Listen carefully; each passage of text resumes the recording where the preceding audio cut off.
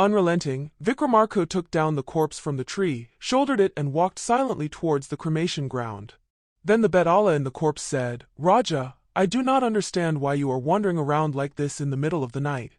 Perhaps they have undertaken this work to do justice to someone or to gain someone's status. For whose sake you are doing this work, even if you do the work hard, they may not believe in your sincerity.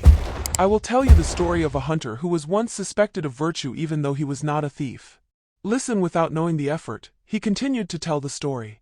In the past, a hunter named Basavaya used to live in a commune next to the forest. The animals and birds of the forest next to Gudam are his livelihood. He used to live by catching them and selling them in nearby villages.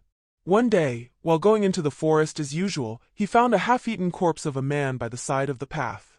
When he saw a golden chain shining on the ground a little distance away, he picked it up. He happily wore it around his neck. Then he hunted a rabbit and took it home. After a month, the festival of Dussehra will come. "Bring us goods for the house and clothes for the children," said the wife. "We don't have any hidden money."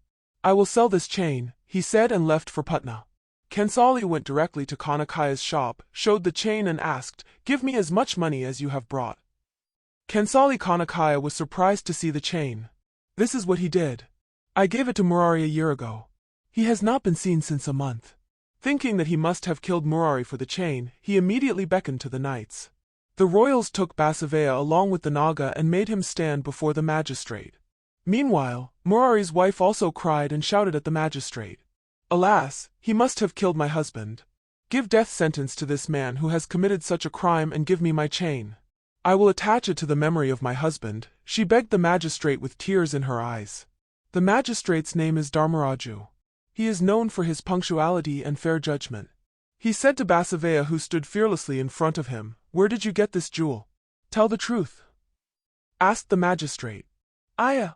Early in the morning when I was going hunting, I found a dead body of half a man, eaten by animals, by the side of the road. I picked up this chain lying next to it. No one was there to give it to the owner. Now if I come to sell for family needs, the knights will catch me and make me stand in front of you as a thief," said Basavaya Saduru without any threat. "Murari's wife says you are lying. What makes you believe that you didn't kill Murari for the jewel?" Asked Dharmaraja. "Aya. I am a hunter, not a thief." "Trust me, you can test yourself if you want," said Basavaya. "What test do you want to do? Will you show me your archery skills?" Asked Dharmaraja. "Come with me to the forest. I will destroy the animals and the place where I found the jewel," said Basavaya slowly. Well, the bailiff, followed by Murari's younger brother, went into the forest with the hunter. When the crows saw Basavaya, they screamed caw. Caw. Deer and jackal ran in the forest in fear. "True, I believe you are a hunter.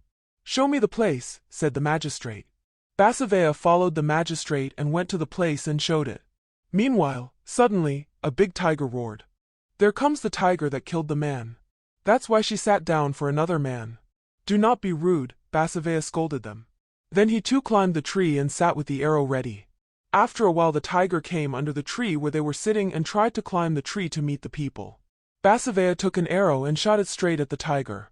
With the arrow landing in the leg, the tiger let out a loud scream and went a short distance and fell on the ground dead. Everyone came down from the tree.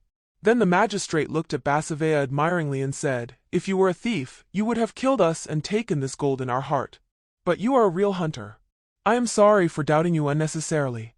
For saving our lives, I am giving you this necklace as a reward," said the hunter, putting the golden chain on his heart. "Aya. Glad you believe me a hunter. But these words are not here. Say it in front of 10 people in your court," said Basavaya, returning the chain. The bailiff was amazed at his intelligence. In this way he took him with him and organized a meeting. "Members, like you, I doubted him unnecessarily. It is because of his adventure that I am able to speak before you again. Basavaya was a real hunter. Otherwise, we would have been eaten by the tiger by now." Basavaya found Murari's chain, but he did not kill Murari and steal the chain, said Dharmaraju, the magistrate. The people clapped their hands as a sign of congratulation. Later Dharmaraja and the royals gave the chain to Murari's wife Manema. After that, the magistrate took out the chain from his neck and announced, "I am giving this small gift to Basavaya for saving our lives," took out the necklace from his neck and put it on Basavaya's neck. "Aya. Excuse me, I can't take your gift. Just give us festival goods and clothes." "No chain," he begged.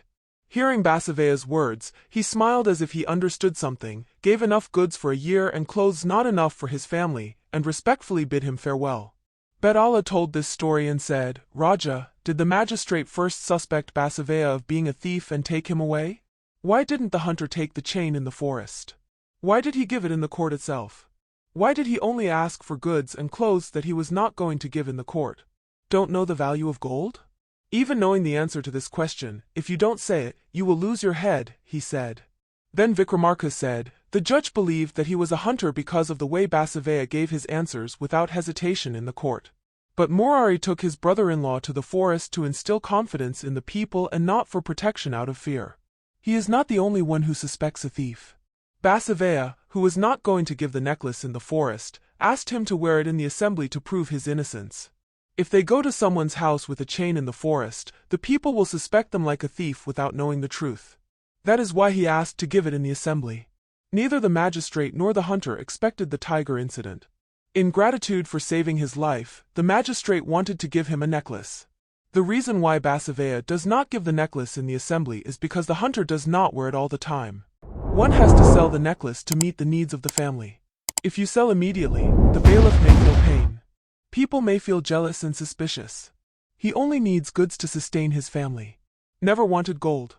That is why he asked to give only the goods and clothes that were not in the necklace.